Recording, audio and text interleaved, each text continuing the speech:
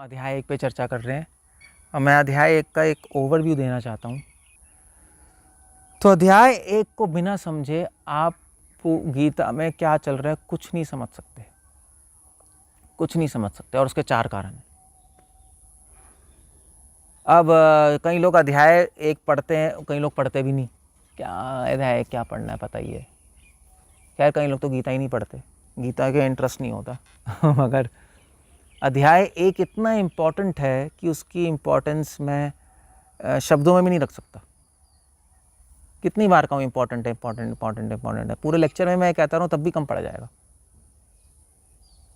सो क्यों इम्पॉर्टेंट है? 4 कारणों से। एक्चुअली अध्याय 1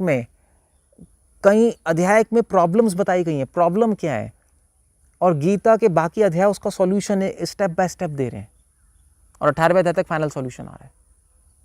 अध्याय 1 में कुछ धारणाएं बताई हैं, कुछ कुधारणाएं हैं और कुछ सुधारणाएं।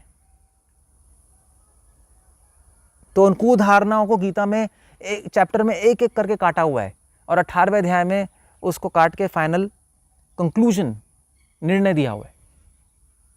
और कुछ सुधारणाएं, कुछ धारणाएं सत्य धारणाएं हैं, ठीक धारणाएं हैं, मगर गीता के बाकी अध्यायों में एक एक करके उन धारणाओं, उन सत्य धारणाओं के ऊपर भी एक हायर सत्य धारणा बताया है। एक लोअर सत्य, एक हायर सत्य, एक नीचे वाला सत्य, एक ऊपर वाला सत्य, परम सत्य है। तो गीता के उन अध्यायों में हमें कन्विंस किया गया है कि जो पहले अध्याय में जो धारणाएं हैं सत्य हैं, मगर इससे भी ऊपर है सत्य। और कभी कभी जीवन में हमें नीचे वाला सत्य छोड़ के ऊपर वाला सत्य लेना पड़ता है। तो अगर मान लीजिए आपने पहला अध्याय पढ़ा ही नहीं तो समझ क्या आएगा गीता में क्या चल रहा है? भाई किस चीज़ को काट रहे हैं, किस कुधारणा को काट रहे हैं पता ही नहीं, किस प्रॉब्लम को सॉल्व कर रहे हैं पता ही नहीं, आपको पता ही नहीं लगेगा। तो आप अपने मनगढ़ंत कहानियां बनाओगे। तभी तो लोग कहते हैं गीता में दिया है, ये गीता में दिया है लीडरशिप क्वालिटीज, कर्म करो फल की चिंता मत करो, अपनी ड्यूटी करो, क्योंकि पहला अध्याय पढ़ा ही नहीं उन्होंने। तो पहले अध्याय में 4 चीज़ें, एक प्रॉब्लम बताइए, एक कुधारणा बताइए और 2 सुधारणा बताइए। 4 चीज़ें जिनको सॉल्यूशन गीता एक एक करके दे रही है। दूसरे अध्याय से तीसरे चौथे में धीरे धीरे सॉल्यूशन, धीरे धीरे उसका आंसर, धीरे धीरे उसका उत्तर वो स्टेप बाय स्टेप बिल्टअप कर रही है। 18वें अध्याय में निर्णय दिया इन 4 चीज़ों का। तो क्या है ये? तो सबसे पहला अध्याय एक प्रॉब्लम बताता है, क्या है? स्वार्थ। अर्जुन में स्वार्थ आ गया। स्वार्थ से स्वार्थ ही नहीं है। इतनी आसान प्रॉब्लम नहीं है कि गीता बोली जाएगी हाँ भाई स्वार्थ हटाओ, सिर्फ स्वार्थ हटाने के लिए गीता कही है। नहीं, वो तो कोई भी बता देगा स्वार्थ गलत है। स्वार्थ मतलब सेल्फिशनेस, केवल अपने बारे में सोचना, मैं ना दूसरों के बारे में, ना भगवान के बारे में सोचना। मेरा क्या होगा? जैसे मान लीजिए कोई मर जाता है तो पत्नी क्या बोलती है? अब मेरा क्या होगा, मेरा क्या होगा? भाई उसका क्या होगा ये तो सोच ले वो कहाँ चला गया, वो पता नहीं मेरा क्या होगा। इसको कहते हैं स्वार्थ। तो अर्जुन भी ये सोच रहा है भाई अगर सब मर जाएंगे, मेरे दादा पापा फूफा फूफी मामा मामी गुरु, तो मेरा क्या होगा? मैं क्या करूँगा अकेले बैठ के? यही सोच रहा है। आप पढ़ो, मैं करूँगा क्या? एक थॉट ये भी है उसमें, स्वार्थ। मगर सिर्फ स्वार्थ प्रॉब्लम नहीं, उससे प्रॉब्लम डीपर है, धार्मिक स्वार्थ है प्रॉब्लम। अब धार्मिक स्वार्थ का मतलब क्या है? धार्मिक स्वार्थ है कि अर्जुन धर्म से ज्यादा आसक्त है, कृष्ण से कम है। अर्जुन तभी तो पहले अध्याय में धर्म के आर्ग्यूमेंट दे रहा है ना लड़ने के। भगवान मैं नहीं लड़ना चाहता, क्यों? क्योंकि वर्णाश्रम धर्म खत्म हो जाएगा, कोई श्राद्ध पिंड सब खत्म हो जाएगा, है नहीं? यही कह रहे हैं। और गुरु की हत्या तो अधर्म ही है, मैं क्यों करूं? वो भी धर्म नष्ट हो जाएगा। किसने किया गुरु की हत्या? तो धर्म से ज्यादा आसक्त हो गया, कृष्ण से ज्यादा। ये स्वार्थी तो है, स्वार्थी है। उसका आइडिया है धर्म बेटर है कृष्ण से ज्यादा। स्वार्थ क्यों धर्म से ज्यादा आसक्त है? क्योंकि वो लड़ना नहीं चाहता, मतलब दूसरी चीज ये है धार्मिक स्वार्थ का मतलब कि धर्म के आर्ग्यूमेंट्स देके अपनी इच्छा पूरी करना चाहता है, ना लड़ने की। भगवान ये पॉइंट्स है इसलिए नहीं लड़ना चाहता मैं। धर्म के आर्ग्यूमेंट्स देके है तो अपने स्वजनों को देख के वो तो देख के आसक्त हो गया, उनसे आसक्ति आ गई उसमें। अब उसने डिसाइड कर लिया मैं नहीं लड़ूंगा, घबरा गया अपने गुरु को देखकर। उसके माइंड में पहले आर्गुमेंट्स नहीं आए थे, वो गुरु को देख के घबरा गया, मेरे गुरु मेरे भाई कैसे मारूंगा। फिर धीरे धीरे धार्मिक आर्गुमेंट्स आए, मान धर्म ही नष्ट हो जाएगा, ये नष्ट हो जाएंगे। तो धर्म की आड़ में अपना स्वार्थ पूरा करना चाहता है। धार्मिक स्वार्थ के इसलिए दो मतलब है। तो धर्म की आड़ में कि वो धर्म के आर्ग्यूमेंट दे रहा है अपनी इच्छा पूरी करने को, कि मैं नहीं लड़ना चाहता, अपने आइडिया को करना चाहता है। और दूसरा मतलब है कि धर्म से ज़्यादा आसक्त है, कृष्ण से कम है। तभी तो कह रहे मैं नहीं लड़ूंगा। कृष्ण से आसक्त होता ज़्यादा, धर्म से कम होता तो कहते भगवान लड़ने को तैयार हूँ, आप जो कह रहे मैं कर रहा हूँ। ये प्रॉब्लम है, ये बहुत बड़ी प्रॉब्लम है। और पूरी गीता इसी प्रॉब्लम को सॉल्व करने के लिए बोली गई है। और एंड में सॉल्यूशन क्या दिया भगवान ने 18वें अध्याय में? सर्वधर्मान परित्यज्य माम एकाम शरणम व्रज। सर्वधर्मान परित्यज्य से भगवान ने बोला धर्म छोड़ दो। तुम धर्म के आर्ग्यूमेंट्स रख रहे हो ना अपना स्वार्थ पूरा करने के लिए, पहले हटाओ। माम एकाम शरणम व्रज, ये बोल के भगवान ने बोल दिया मेरी शरण लो, मतलब स्वार्थ भी छोड़ दो, धार्मिक स्वार्थ उड़ा दिया। और भगवान अपनी भक्ति में लेके आ गए उसको। अब देख रहे हो, अपनी भक्ति को स्थापित किया, धार्मिक स्वार्थ हटाया, मेरी शरण लो, अपना धार्मिक स्वार्थ छोड़ो अर्जुन। मैं तुम्हें सारे पापों से बचाऊंगा, डरो मत। ये कंक्लूजन है। अब वो कैसे यहां से वहां कैसे पहुंचे, उसके लिए पूरी गीता है, पूरी गीता है। ओके, दूसरा पॉइंट है कि पहले अध्याय में ये बताया गया है कि एक साधारण सत्य होता है। तो ये आपकी सुधारणाएं हैं, सही धारणाएं हैं। पहले अध्याय में एक सही धारणा बताई है, एक साधारण सत्य है। साधारण सत्य क्या है? लौकिक धर्म। लौकिक धर्म सत्य है, ठीक है। अर्जुन के अगर आप आर्ग्यूमेंट्स पढ़ेंगे तो बिल्कुल ठीक लगेंगे एक दृष्टिकोण में। भगवान इतने सारे लोग मर जाएंगे, क्यों मारे इतने सारे? कितने सारे लोगों का खून क्यों खराब करें? लड़ाई तो हमारी और दुर्योधन की है ना, इतने करोड़ों लोग मर रहे हैं, क्यों? एक राज्य के लिए, ये क्या मतलब है?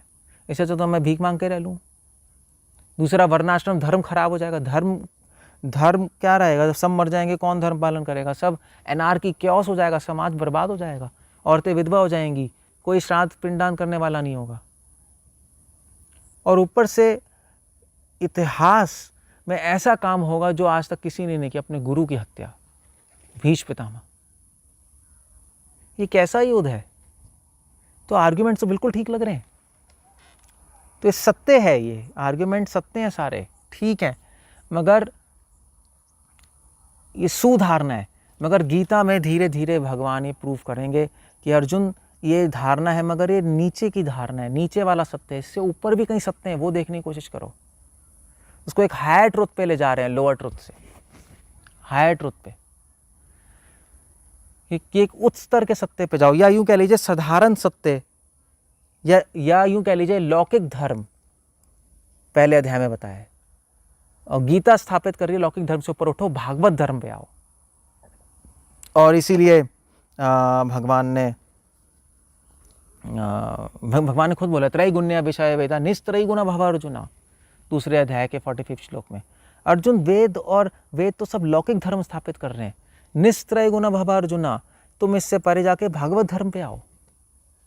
धीरे धीरे थीम बनाएंगे। दूसरे अध्याय में इंडिकेशन दी है, धीरे धीरे बनाते बनाते 18वें अध्याय तक पहुंचेंगे। वहीं तक सर्वधर्मान परित्यज्य माम एकाम शरणम व्रज, लौकिक धर्म छोड़ो, भागवत धर्म मेरी शरण, वहां पे आओ। और फिर तीसरा पॉइंट है कि पहले अध्याय में तीसरी सुधारणा है, अच्छाई और बुराई का सामना हो रहा है। ये सत्य है, संसार में होता है ऐसा, अच्छाई और बुराई का सामना होता है। और किसकी जीत होती है? अच्छाई की जीत होती है नहीं? बोला तो ऐसे ही जाता है। मगर भगवान गीता में कह रहे हैं अर्जुन, इस अच्छाई बुराई दोनों से उठो। इस संसार की अच्छाई बुराई अगर तुम देखोगे तो बहुत जटिल हो जाएगा। वो जटिल इसलिए होगा क्योंकि तुम्हें समझ ही नहीं आएगा अच्छाई अच्छी क्यों है। हो सकता है कि तुम बुराई को अच्छाई समझ लो। फिर अर्जुन के केस में यही हो रहा है, वो बुराई को अच्छाई समझ रहा है। इस सिचुएशन में ना लड़ना बुरा है, मगर वो लड़ना चाहते हैं, अच्छा समझ रहे हैं। फिर तो भगवान ने कहा अर्जुन तुम कंफ्यूज हो जाओगे। लाइफ में ऐसी स्थितियां आती हैं कि आदमी कंफ्यूज हो जाता है क्या अच्छा है क्या बुरा है। चाहे उसको सब पता है अच्छा क्या है बुरा क्या है, फिर भी उस टाइम क्या अच्छा है क्या बुरा पता नहीं लगेगा। बुरे को अच्छा समझ लेगा, अच्छे को बुरा समझ लेगा। तो पहले अध्याय में अच्छाई बुराई का सामना है, बुराई दुर्योधन आदि, अच्छाई पांडव आदि सामना है। और हमें लगता है कि गीता सॉल्यूशन देगी कि अच्छाई की जीत होगी। भगवान कह रहे हैं गलत। भगवान कह रहे हैं अच्छाई बुराई से ऊपर उठो, जीत होगी मेरी, जो मेरे साथ है उसकी जीत होगी। बस अगर अच्छाई भी बुराई के साथ है तो उसकी जीत नहीं होगी। भीष्म अच्छे ही थे, मगर वो बुरी साइड थे, कृष्ण के साथ नहीं थे वो, इसलिए वो भी मारे गए। तो बुराई की तो हार होती है, अच्छाई की भी हार हो जाएगी अगर मेरे साथ नहीं होंगे, जैसे भीष्म। इसलिए भगवान ने तीसरा, तो पहला अध्याय में ये सत्य धारणा अच्छाई बुराई है, अच्छाई की जीत होती है। भगवान कह रहे हैं हमेशा ऐसा नहीं है, इस सिचुएशन में ऐसा नहीं है,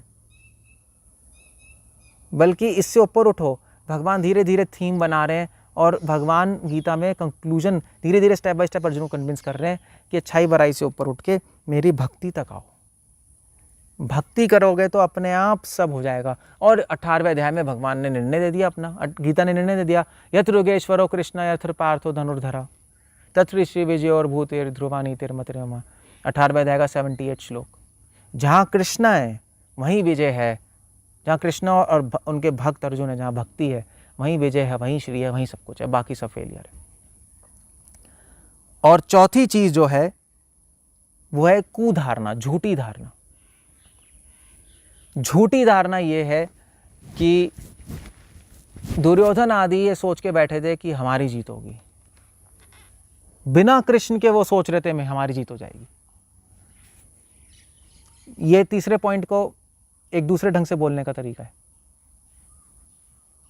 वो सोच रहे थे बिना कृष्ण के हमारी जीत होगी, ये कुधारणा है, गलत धारणा है। और दुर्योधन ने कहा भी था भीष्म अभिरक्षितम, हमारी आर्मी तो भीष्म से रक्षित है। वो भूल गए भीष्म भी क्या है, जहाँ जिसके साथ कृष्ण नहीं है। दुर्योधन ही सोच रहा था कि कृष्ण लड़ाई नहीं करेंगे। कृष्ण ने शपथ ली थी कि मैं शस्त्र अस्त्र नहीं उठाऊंगा। दुर्योधन ने कहा ठीक है फिर तो क्या फर्क है, कृष्ण जब कुछ करेंगे नहीं तो फिर तो हम ही जीत गए। भीष्म है, द्रोणाचार्य, कर्ण है, ये पांडव के इनको तो हम मसल देंगे। कृष्ण लड़ाई करते तो और दुर्योधन थोड़ा कंफ्यूज हो जाता। कृष्ण जानबूझ के कहा मैं नहीं लड़ूंगा, ठीक है। अर्जुन को और उत्साह आ गया, हम अब ठीक है। कृष्ण ने अपनी एक आर्मी नारायणी सेना भी दुर्योधन को दे दी, दुर्योधन ने मांग ली। मगर दुर्योधन को बेवकूफ़ कोई नहीं बताता, भगवान लड़े ना लड़े, जिसके पक्ष में भगवान है, जिसके लिए भगवान सोच रहे हैं, जिसके ऊपर भगवान का आशीर्वाद है, उसकी हार हो भी कैसे सकती है, चाहे वो अकेले क्यों ना लड़ने आ जाए। अगर अर्जुन अकेले भी होता तब भी जीत जाता, कोई सेना की जरूरत नहीं थी, क्योंकि कृष्ण साथ थे, सिर्फ खड़े थे, सिर्फ उनके पक्ष में रहने से उनकी विजय है। तो ये चौथा, ये कुधारणा को काटा, गीता में धीरे धीरे काटा गया इस कुधारणा को, कि भगवान जिसकी साइड में नहीं है उसकी हार ही होगी, उसका अकल्याण ही होगा, वो हमेशा असंतुष्ट, एंग्जाइटी, चिंताओं में ही रहेगा। इसको धीरे धीरे काटा है। तो इसलिए पहला अध्याय समझना आप देखिए कितना ज़रूरी है, वरना आपको कुछ भी समझ नहीं आएगा गीता में कि क्यों बोली जा रही है, किस चीज़ को काट रहे हैं, किस चीज़ को स्थापित कर रहे हैं, और फिर अपने अपने उल्टे फुलटे आइडियाज़ निकलेंगे। इसलिए मेरे ख्याल से जितने भी लोगों ने गीता पे कमेंट्री दी है, गलत गलत कमेंट्री, उल्टी फुल्टी, पहला अध्याय समझे ही नहीं, पढ़ा भी नहीं होगा, इधर उधर से बस लेके आगे बढ़ गए। सो इसलिए पहला अध्याय समझना बहुत ज़रूरी है। अब हम और चर्चा करेंगे पहले अध्याय पे। हरे कृष्ण।